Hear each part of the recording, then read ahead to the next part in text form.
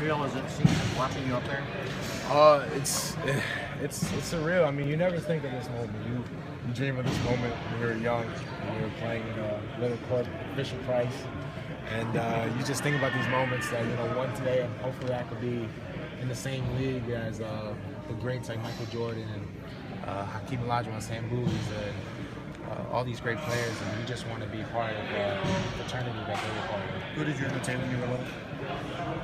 You know what? It's funny. I think it was my dad. I was a big fan of my dad. He's taught me everything I knew. I thought he knew everything the game had to offer. He was the best player I've ever known, and I don't get to this moment without my family and my parents, so I can't thank them enough. Karl Anthony, a lot of people have moved you up to #1 in the mock drafts. Is it important to you to be the first overall pick? You know what? The one thing I worry about is what I can control. Work hard every day, get my game better every day, and just be the best player I can be. And that's the best thing. That's all it's about. And that's all I'm really worried about. I'm just so happy right now with this moment, not just for myself. It's not even how happy I am for myself, but how happy I am for all of the other ones that they get to chase their dreams also. Your assets, what do you bring to the table in the pros? Just play my game. I mean, just try to be a versatile big man who could block shots, rebound, also could shoot the J, even though I didn't shoot much, but I was very effective inside, so I'll take that. How would you feel if it's the Knicks? I'm a hometown boy. That's a hometown team. So, I mean, I think everyone mostly knows I was a Knicks fan growing up, and so be cool. But hey, I just want to be part of a fraternity like they have. You know what the state the franchise is in right now, right? I'm not worried about that. Phil Jackson, though, and all that. You know what? You just want to be part of a fraternity, something special, and that's why I just want to make the next leap and just see what I could accomplish. Now that the decision's made, can you react to that story from a couple weeks ago about maybe your butt wasn't big enough to go #1? That we asked you about it in the tournament. You said you hadn't heard that story. Have you heard any more about it since then? No. Actually, when you told me that was the first time I heard it. You know what? It's not my problem. I was worried about a national title, and that's why I'm still, right now I'm just worried about enjoying this moment, cherishing this moment, just being with my family, being with my brothers, and just having fun again. What kind of bond do you think you'll have with these guys 5, 10 years down the road, even though you were only here for 6 years? Lifelong. We'll be having dinners 30 years from now together, just joking and just having fun and remembering the times we had this year. It's a blessing when you have a group of guys like I was able to have, and a group of brothers and family that I was able to make here. These bonds will never be broken. In other words, they're deep in the blood. Karl Anthony, since the Wisconsin game, have you just let it go? Do you think about it? I mean, have you watched it? No, I haven't watched it, but I'll never let it go. That's something I got to live with for the rest of my life. It's just something that, it still bothers me a lot. I lose some sleep over it still. But I'm using it in a different way. I'm not using it to grieve and cry. I'm using it to motivate me to work harder and try not to feel that feeling again. All season long, you said, it's always my brothers, we're a team, we're doing things together. You're doing it again today together. How special does it feel to be sitting up there with the same guys that you shared everything with? There's nothing I would have wanted this moment to be without my brothers. I would never want it to be up there by myself. That's not how we roll. That's not how we do things. That's not how this family operates. We always do everything together, and this is just another day to show how close this team really was. On the biggest day for some of us in our lives, we decided not to only do it for ourselves, but do it for each other. And that just shows why this team is so special, and hopefully we're remembered not for our talent, but for the unity we have. How about everybody else's parents too, hugging everybody else as they go out? It is an extended family too. It's not just you guys. Not just the brothers were close, but the family was close. Everyone's parents were close to each other. I can remember all the times that I'm hearing that my father and my mother are talking to other parents all day, just to other some of my brother's parents, and just having a ball. That's the thing. Not only were the players having a great time this season, but the parents were having a great time, families were having a great time, because it just felt every day that they were here together. It was a family reunion. In the Bahamas, I asked you what it was going to be like, and your eyes got big, and you said, I can't wait to go into Rupp Arena. I hope it meets my expectations. And now it's been the year. Did it meet your expectation of what this would be like? Definite. Every time we had a home game, you should have saw my eyes. I was electric. I couldn't wait to play. There's nothing better just playing in front of BBL, just playing in front of them. You know, that's the electricity that comes off, the passion, and just the excitement they bring to the games is unmatched by any college institution, and possibly any professional team to bring. And that's the greatest thing. That's why this place is so special. Not because of what this place can offer you, but just what it brings and how passionate everyone is about this school. Your dad got really emotional over there a minute ago. Just talk about being able to do something special for them. He cried? He did. Oh yeah. Really? I've never seen him cry. So that's another one I missed.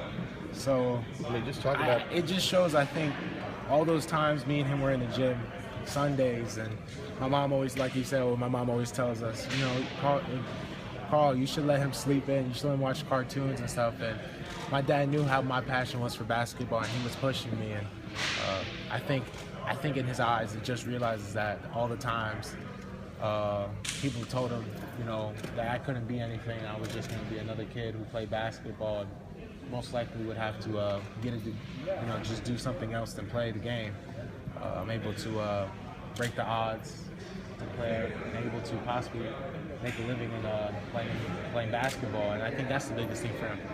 On the other side, I think maybe it's just the first time he can say my mom was wrong. So Your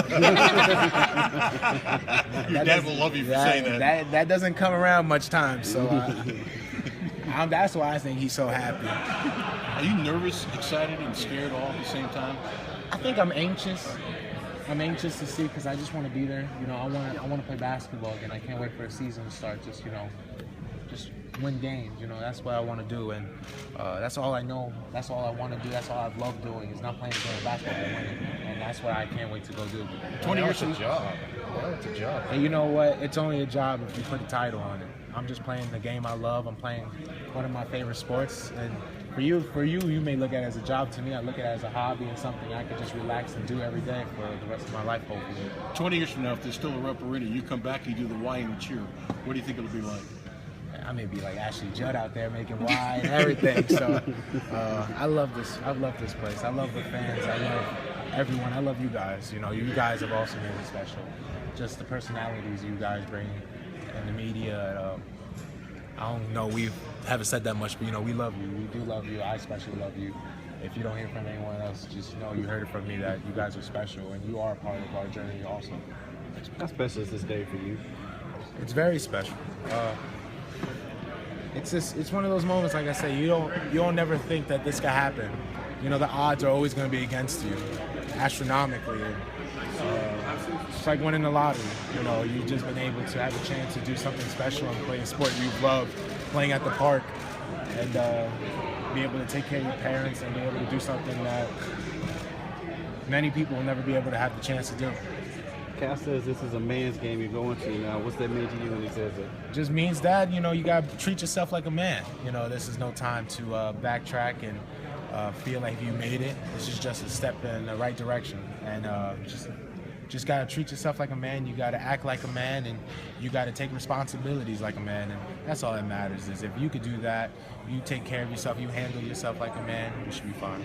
As much as being here, being around all of us and all that, how do you think that's gotten you all ready to go to the league where it's going to be even more scrutiny? I think that the biggest thing is that we've been able to, we've been having great media relations people.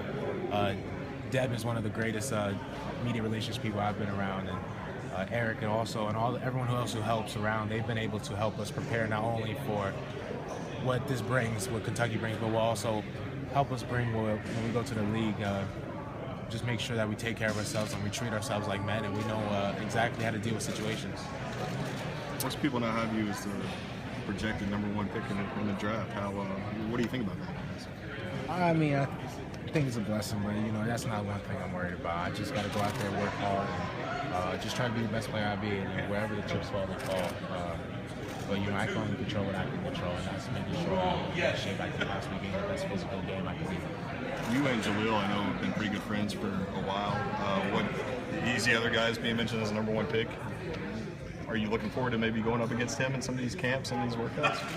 I have no idea how the workouts go or anything. I'm just, like I said, I'm just working out, making sure I could be the best player I could possibly be and just stay in shape and stay in top form. Of your experience here, name your top 3 things that you think about Kentucky and your experience. This may or may not be basketball. Your top 3 things you'll take from here. I think that it goes just the players, being around. There's no one moment. I think just us being together at any given time was just very funny, a lot of laughter and just a lot of joy. So those moments I gotta count as 1. 2, playing at Rupp. There's not going to be any other time you're playing such an electric, vibrant, and just passionate fan base, and also an arena. It's just one of those things you cherish and you take for life, and I'm just blessed to have the opportunity to do that. And 3rd, I think it's just this practice, really. All the hard work we put in. You think about all the hard workouts we had to go through, all the hard practices we went through, just to have a chance to be special. Not even to win the game, but just to have a chance to win and be special.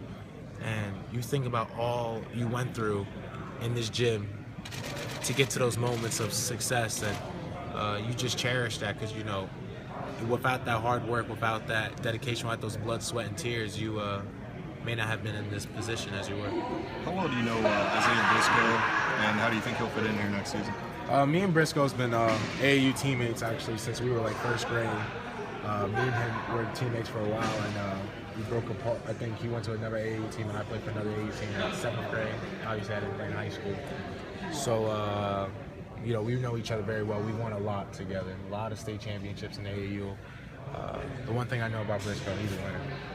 He only knows how to win. That's all he wants to do. So coming here, I know he's going to bring a winning attitude, a competitive attitude, and he's very talented. Don't even have to talk about that. I think University of Kentucky got a great find in here, a great pickup. Karl, how tough a decision was it? It's tough. A lot of people, they say it was an easy decision. It was tough. After the game, a lot of people asked me if they thought I was leaving and stuff, and I told a lot of people, I may come back. And I talked a lot about it. I talked to my family a lot about it. They were supportive if I was to come back. And we talked to Coach Cal. He told me it's my decision, but he was supportive if I did want to come back.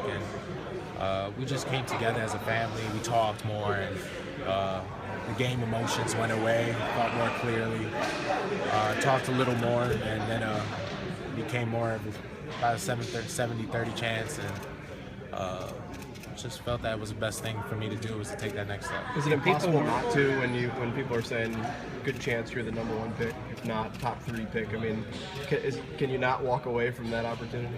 There's one thing, you guys know me. You guys have been around for me for 39 games, almost a year in calendar days. I'm a kind of guy, I'll come back. So there's nothing like that. I was sincere. I really thought about coming back, and you take everything into account, and you just, this is the best opportunity for me and my family, and just wanted to make sure that I took care of everybody, and I think this is the best decision. Now that you're in, and you're in with both feet, how important is being first overall to you?